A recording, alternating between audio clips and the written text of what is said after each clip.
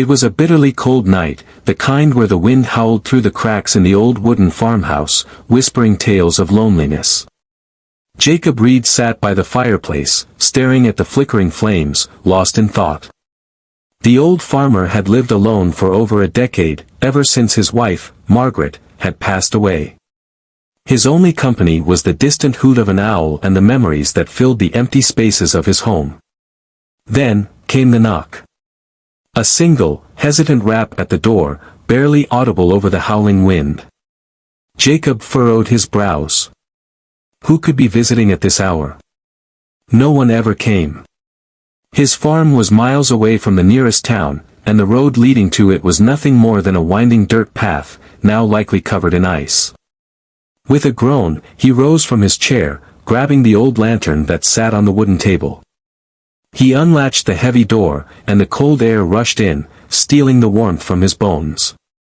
Before him stood a young woman, barely in her 20s, shivering in a tattered coat.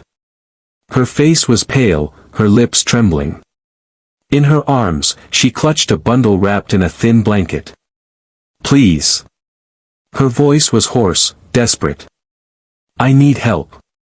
Jacob hesitated. He had lived long enough to know that trust was not easily given. But there was something in her eyes, a mixture of fear and vulnerability, that struck a chord deep within him. He stepped aside. "Come in." The woman hesitated for just a moment before stepping inside, her shoes dripping melted snow onto the wooden floor. The warmth of the fire seemed to bring color back to her cheeks, but her eyes darted around the room, as if expecting danger at every corner. Jacob gestured toward the chair by the fire. "Sit. Warm yourself up." She nodded and sat down, her fingers tightening around the bundle in her arms. Jacob watched her for a moment before speaking. "What's your name?" "Emily," she whispered, barely above a breath. He nodded. "And who do you have there?" She hesitated, then unwrapped the bundle slightly, revealing a baby no older than a few months. The infant stirred but did not wake, its tiny fingers curling around the edge of the blanket. Jacob felt something tighten in his chest. "He's beautiful," he said softly. Emily let out a shaky sigh, as if she had been holding her breath for too long. "We have nowhere to go," she admitted. "I left. I had to leave. My husband, she stopped, her voice cracking. Jacob didn't need her to say more. He had seen enough in his lifetime to recognize the signs. The bruises half hidden by her sleeves, the way she flinched at sudden sounds. He had known men like that, cruel, controlling. His hands curled into fists, but he forced himself to remain calm. "You're safe here," he said simply. Tears welled in Emily's eyes, but she blinked them away. "I don't want to be a burden.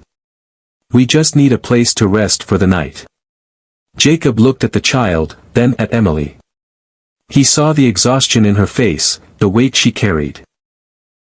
He thought of Margaret, how she had always believed in kindness, in second chances. "Stay as long as you need," he said firmly. Emily opened her mouth to protest but stopped when she saw the determination in his eyes. Instead, she nodded, her body relaxing ever so slightly. That night, as Emily and her child slept in the spare room, Jacob sat by the fire, his mind racing. He had spent so many years in solitude, believing his days of helping others were long behind him. But now, in his home, were two souls who needed him. And for the first time in years, he felt a purpose stir within him. The next morning, Jacob woke to the smell of something familiar. He stepped into the kitchen and found Emily at the stove, stirring a pot of oatmeal. "I thought I should do something to thank you," she said, offering him a small smile. Jacob sat down at the table, watching as she moved. There was a quiet strength in her, a resilience that reminded him of Margaret. As they ate, he made a decision. "Emily," he said, clearing his throat. "I could use some help around the farm. If you want to stay longer, you'd be welcome here." Her eyes widened. "Are you sure?" He nodded. "I've been alone too long. It'd be nice to have company.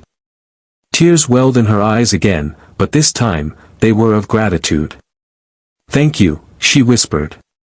And so, the days turned into weeks, and weeks into months. Emily proved to be a hard worker, tending to the animals, helping Jacob in the fields. Her son, whom she named Daniel, grew strong and healthy, his laughter filling the once quiet home. Jacob found himself smiling more, speaking more. He taught Emily how to mend fences, how to plant crops. And in return, she brought life back into his world. One evening, as they sat on the porch watching the sunset, Emily turned to Jacob. "You saved us," she said softly.